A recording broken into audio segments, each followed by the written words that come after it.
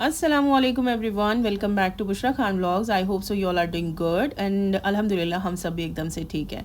तो जिस किसी ने भी कहा है ना, बिल्कुल सही कहा है कि माँ के बिना ना घर घर नहीं लगता। तो वो क्यों, वो आपको आगे वीडियो में पता ही चल जाएगा। फ़िलहाल आज की रूटीन आप लोगों के साथ शेयर करूँगी और उसके साथ साथ हम अम्मी के घर जाएंगे। और आज है जी फ्राइडे।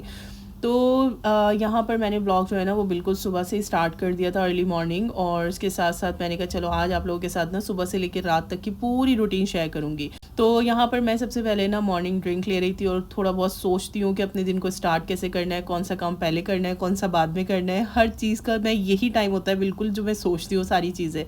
फिर उसके बाद जी मैंने ग्रीन टी वगैरह फ़िनिश करी अपनी और उसके बाद लग गई मैं काम पर। तो सबसे पहले मैं क्या करती हूँ ना, अपना बेड जो है ना उसको सेट कर लेती हूँ। क्योंकि अगर बेडरूम आपका सेट ना हुआ हो ना और बिखरा हुआ हो तो बहुत ज़्यादा मतलब टेंशन रहती है, बार बार मेरी नज़र उस पर पड़ती है ना। तो मुझे ये होता है कि घर बिखरा हुआ है, घर बिखरा हुआ है। तो मैं सबसे पहले ना बेडरूम अपना सेट कर लेती हूँ। और जो बाहर का रूम है उसमें भी अगर बच्चों के टॉयज़ वगैरह कुछ बिखरे होते हैं ना तो वो भी मैं सेट कर लेती हूँ। ये सारा काम करती हूँ मैं ग्रीन टी से लेके ब्रेकफास्ट के बीच में जो आधे घंटे का टाइम होता है ना, उस टाइम पीरियड में मैं ये सारे काम अपने डन कर लेती हूँ।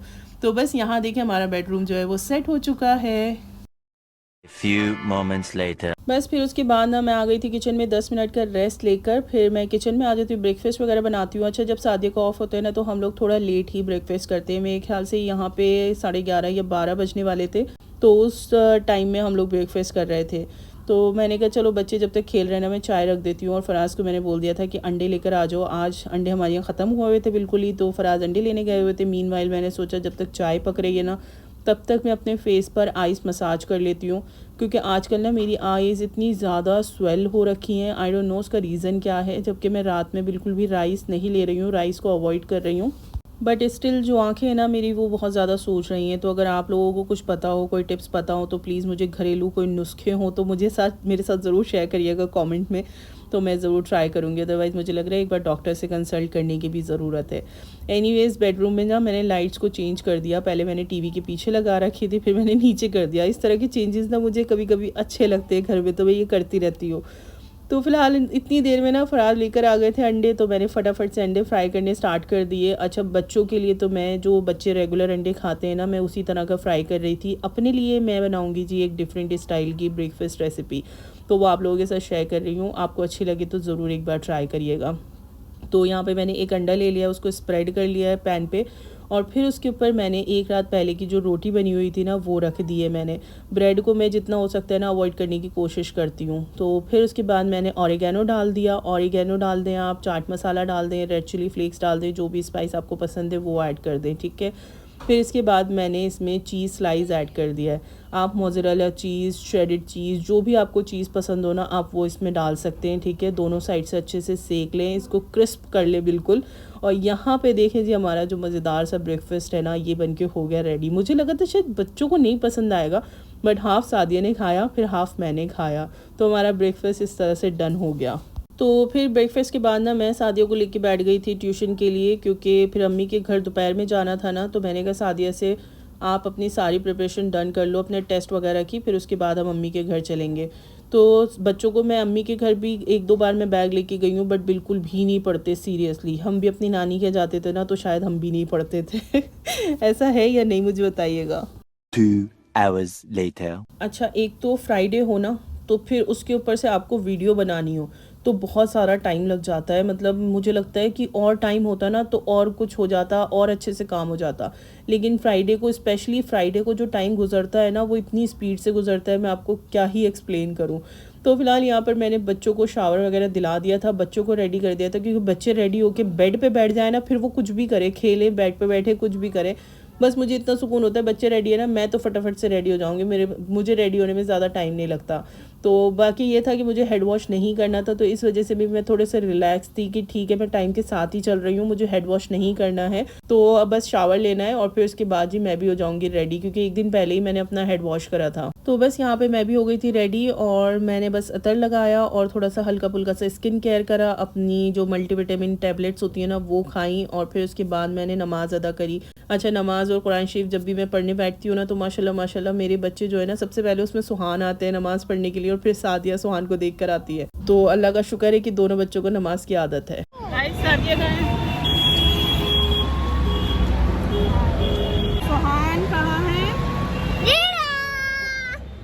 आजकल का जो मौसम है ना वो सीरियसली इतना अच्छा हुआ है ना, मुझे तो बेहद पसंद आ रहा है। मतलब स्वेटिंग तो बिल्कुल ही ख़त्म हो गई है और ऊपर से इतनी प्यारी ठंडी ठंडी हवाएं चलनी स्टार्ट हो गई ना, सर्दियां बस आने ही वाली हैं। और आप फ़ैन में, मतलब जब से हमारा एसी ख़राब होके ठीक हुआ है ना, तो मतलब एसी ऑन ही नहीं करा, इतना अच्छा मौसम हो गया है कि फ़ैन में भी अच्छी खासी ठंड लग रही है। तो आपके शहर में कैसा मौसम है मुझे कमेंट करके ज़रूर बताइएगा, और कहाँ से आप मेरी वीडियो देख रहे हैं ये भी मुझे बताइएगा। अगर आप दिल्ली से हैं तो ज़रूर मुझे रिप्लाई करें, कमेंट करें। तो फिलहाल जब मम्मी के घर पहुँचे ना, तो युसरा ने सारा खाना वगैरह रेडी कर रखा था, खाना वगैरह खाया और शाम का टाइम हो गया था। मैं यहाँ पर चिकन को मैरिनेट करके फ्राई कर रही थी।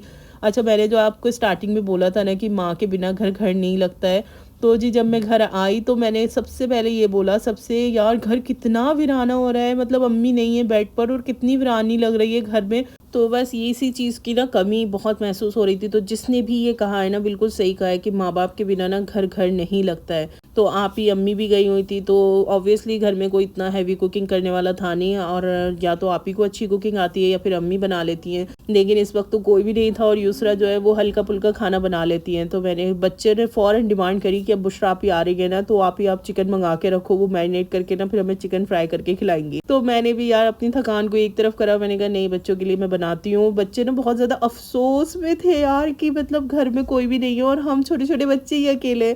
मतलब बच्चे कितने भी बड़े हो जाए, लेकिन फिर भी ये होता है ना कि नानी बैठी है, नाना बैठे हैं, मम्मी बैठी है, बड़े बैठे हैं, तो उसका सुकून एक अलग ही होता है। बहुत सारे लोग मुझसे रिलेट करेंगे इस बात को लेकर। तो फिलहाल मैंने क्या करा, फटाफट से मैरिनेट करके रख दिया था, और फिर शाम का जब टाइम हुआ ना, तो मैं चिकन फ्राई करने के लिए खड़ी हो गई थी। मैंने कहा चलो जी चिकन फ्राई करते, और उसके साथ साथ मैंने बना लिया था मटर पुलाव। तो बस ये मैं कहना चाह रही थी आपसे कि माँ बाप की कमी ना इंसान को तब महसूस होती है जब वो आपके इर्द गिर्द, आपके आसपास नहीं होते। जब तक वो आपके आसपास होते हैं ना, तो कुछ बच्चे ऐसे होते हैं कि कुछ बहुत ही लाइटली ले लेते हैं कि हाँ जी बैठे हैं, ठीक है कर देंगे इनका काम, ये कर देंगे। तो प्लीज़ ऐसा मत करा करें। माँ बाप जो है ना एक बहुत बड़ी नेमत है, तो आपके पास है ना, तो आप अल्लाह का शुक्र अदा करें और उनके काम फौरी तौर पे करें। ये कमी इस वक्त हम लोगों को बहुत ज़्यादा महसूस हो रही थी। तो फिलहाल यहाँ पे हम लोग अपना जो डिनर था ना वो करने बैठ गए थे, और साथ के साथ ना युसरा ने ये मीठा भी मंगवा लिया था, और ये था जी बेकिंगो का बहुत ही ज़बरदस्त फज केक था, जो कि बेहद कोई मज़े का था। मतलब इसमें 2 फ्लेवर मंगाए थे युसरा ने, एक डार्क चॉकलेट मंगवाया था और एक नॉर्मल चॉकलेट वाला मंगाया था। तो मुझे तो बहुत पसंद आया। मैंने तो मतलब सोचा था थोड़ा सा खाऊंगी क्योंकि पेट काफ़ी फुल हो गया है, लेकिन फिर खाते खाते वो बातें करते करते करते करते ना वो सारे ख़त्म हो गया और सबकी बॉटल्स ख़त्म हो गई। और अब जाके ना इन बच्चों ने थोड़ा सा इंजॉय करना स्टार्ट करा था। मैंने कहा चलो अल्लाह का शुक्र है कि जब मैं आई थी तब तो ऐसे हो रहे थे बिल्कुल अब रोए और जब रोए। फिलहाल यहाँ पर थोड़ा सा टीवी वगैरह ऑन कर लिया था, इंजॉय कर रहे थे, और फिर हमारे माइंड में आया चलो जी थोड़ी देर के लिए ना बाहर हम थोड़ा सा घूम शूम कर आ जाते हैं। और कुछ खाना वाना तो था नहीं हमें, हमने कहा ऐसे ही बाहर आउटिंग के लिए चले जाते हैं। लेकिन अच्छा वो हम चले गए क्योंकि ये रौनक हमने कभी देखी ही नहीं है। आप यहाँ पर देखें, मतलब करवा चौथ इतने अच्छे लेवल पे लोग यहाँ पे सेलिब्रेट कर रहे थे। हम यहीं पे रहने वाले और हमने बिल्कुल भी कभी नोटिस ही नहीं करा, या फिर शायद ये हो सकता है कि करवा चौथ पे हम कभी बाहर नहीं निकले। ये हमारा बिल्कुल फर्स्ट टाइम था जब हम बाहर निकले थे, तो बड़ा अच्छा लगा। और यार सब मतलब ट्रैफिक तो हमें बेहद मिला क्योंकि ऑब्वियसली करवा चौथ था, स्पेशल फेस्टिवल्स होते हैं, तो ऑब्वियसली लोग अपनी फैमिलीज़ को लेके बाहर निकलते हैं और कुछ आउटिंग के लिए, खाने पीने के लिए। तो इतना ज़्यादा हमें ट्रैफिक मिला था, बट मुझे बहुत अच्छा लगा मतलब ये सब कुछ देखकर कि इतनी रौनक शौनकें लगी हुई थी। तो फिलहाल हम लोग सीपी तक आए थे। सीपी में सारे ही आउटलेट्स आप ये समझ लें कि ज़्यादातर तो फुल ही फुल थे। और फिर मेरी नज़र पड़ी जी ये स्नोबेरी पर, ये बहुत ही आजकल वायरल हुआ है। तो मैंने कहा यहीं पर रोको गाड़ी और इनसे जाके ना हम लोग आइसक्रीम लेकर आएंगे। तो यहाँ पर ये कुछ देते हैं चूज़ करने के लिए कि आपको कौन सा फ्लेवर चाहिए। तो हम लोगों ने ब्लूबेरी चूज़ करा था कि ब्लूबेरी वाला फ्लेवर हम लोगों को चाहिए। तो इनकी क्वांटिटी जो है ना आइसक्रीम की बहुत थोड़ी होती है, बट फ्रूट्स की जो क्वांटिटी होती है ना इनकी बहुत अच्छे लेवल की होती है। मतलब ये समझ लें आप, इसमें मीठा शीठा कुछ नहीं डालते। अगर कुछ लोग ऐसे हैं ना जो कि हेल्थ को प्रेफरेंस देते हैं कि हाँ जी हेल्थ अच्छी होनी चाहिए, तो उसके लिए हम मीठा ना भी खाएं ना तो ठीक है, तो उनके लिए तो ये बेस्ट आउटलेट है। मतलब यहाँ पर आप ज़रूर जाएं एक बार, क्योंकि बिल्कुल भी इसमें शुगर नहीं था, बिल्कुल हेल्दी और नेचुरल सी आइसक्रीम थी। टेस्ट जो था उन लोगों के लिए ऑब्वियसली जिनको मीठी आइसक्रीम जो क्रीम बेल की होती हैं, क्वालिटी की होती हैं, हैवमोर की होती हैं, उसमें भर भर के मीठा डाला होता है, क्रीम डली होती है, तो जिन लोगों को वो खाने की आदत है ना, और तो उनको ये शायद नहीं पसंद आए। बट मुझे युसरा को टू बी वेरी ऑनेस्ट बहुत अच्छी लगी थी। बच्चों ने और इल्सा ने थोड़ी सी ऊपर ऊपर से खाई थी, मतलब दिल से नहीं खाई थी। तो फिलहाल यहाँ पर हम लोगों ने तो खूब इंजॉय करी। मुझे तो सीरियसली बहुत अच्छी लगी थी इनकी आइसक्रीम। फिर उसके बाद सीपी जाओ और पान ना खाओ तो ऐसा तो हो नहीं सकता। तो यहाँ पर हम लोगों ने पान भी मंगवा लिया था गाड़ी में, तो हमने कहा चलो जी पान शान भी खा लेते हैं। बहुत ही टेस्टी पान था, सीपी में ही मिलता है, बहुत टेस्टी पान था। तो बच्चों को भी खिलाया और फिर मैंने भी खाया। और ये सब कुछ खाने के बाद ना फिर हम लोगों ने पकड़ ली थी जी रवानगी अपने घर के लिए। तो ये था मेरा सुबह से लेके रात तक का व्लॉग। आई होप सो कि आपको अच्छा लगा हो। जितनी कोशिश हुई मैंने कैप्चर करा। तो प्लीज वीडियो को लाइक शेयर सब्सक्राइब जरूर कर दीजिएगा। मैं मिलूंगी आपसे नेक्स्ट वीडियो में। टिल देन टेक केयर, अल्लाह हाफिज जी।